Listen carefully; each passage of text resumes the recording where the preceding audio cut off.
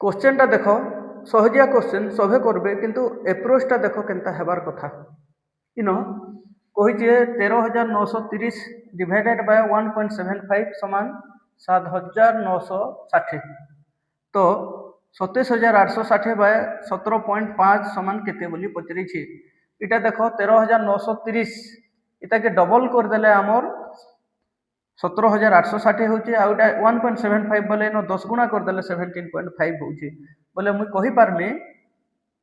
इतार इटा केते गुणा हेबा ई जेन याडर वैल्यू अच्छे इतार 2/10 गुणा है ई तलटटा बोले आंसर भी जेनटा हेबा इटा 2/10 गुणा हेबा 0 कटि जीवा 212 2 9 18 1 19 2 7 14 1 15 1592 मोर आंसर हे जीवा ऑप्शन